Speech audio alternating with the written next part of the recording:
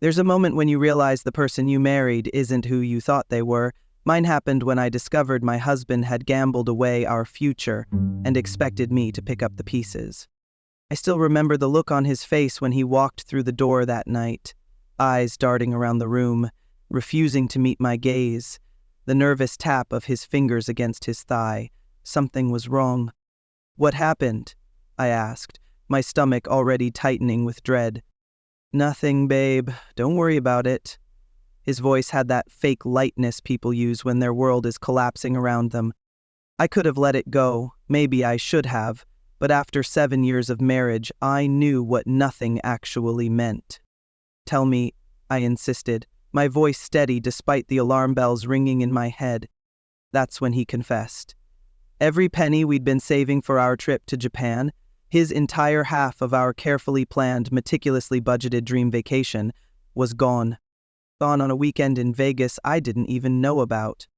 "It was just supposed to be a guy's weekend," he stammered, as if that explained everything. "How bad could it be?"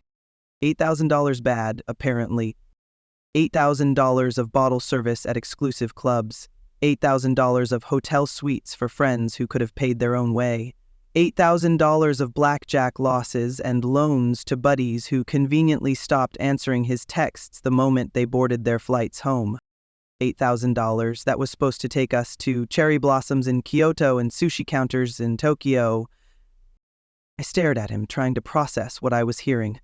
Our trip was a month away. Flights booked, hotels reserved, food tours paid for. A year of dreaming and planning reduced to a weekend of champagne and poor decisions. "So what do we do now?" I asked, already knowing what was coming next. His face softened into that boyish expression he uses when he wants something. "I was hoping maybe you could cover my half, just this once." "I'll pay you back, I swear." The casual way he said it was what broke me, as if I had a secret stash of vacation money, as if working full-time while running a side business was something I did for fun, not necessity. As if his actions should have no consequences. "No," I said quietly. "I can't do that."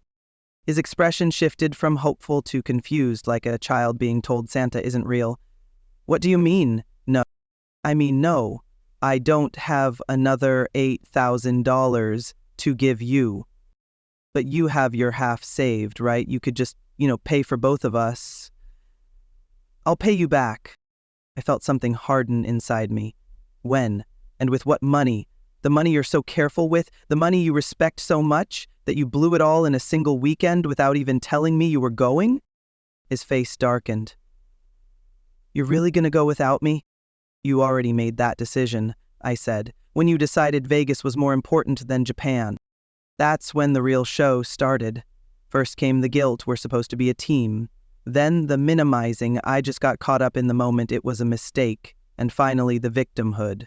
"So, I'm just supposed to sit at home feeling miserable while you're off having fun?"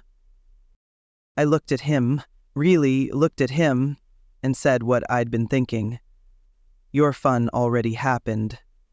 Mine is still waiting."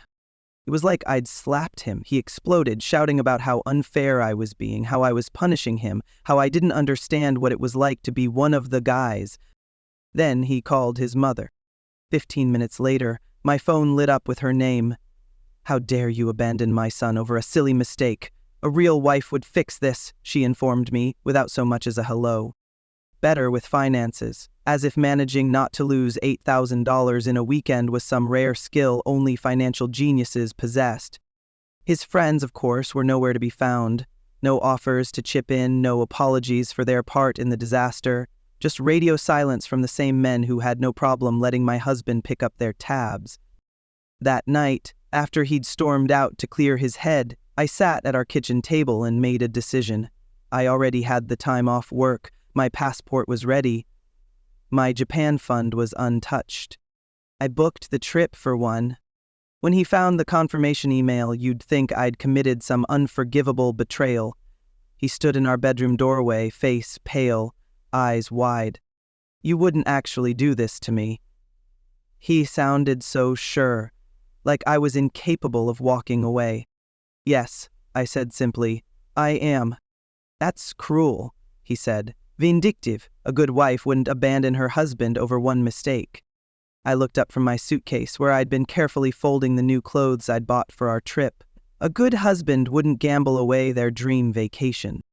Now he's barely speaking to me.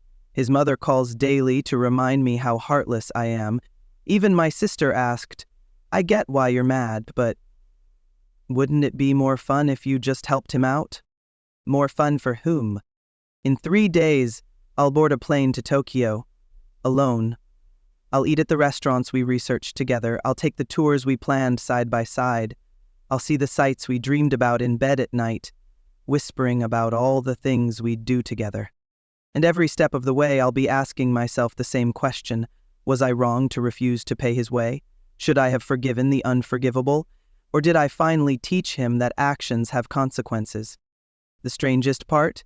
As my departure date gets closer, I feel lighter, freer, like I'm not just traveling to Japan, but to some new version of myself, one who doesn't automatically shoulder everyone else's burdens.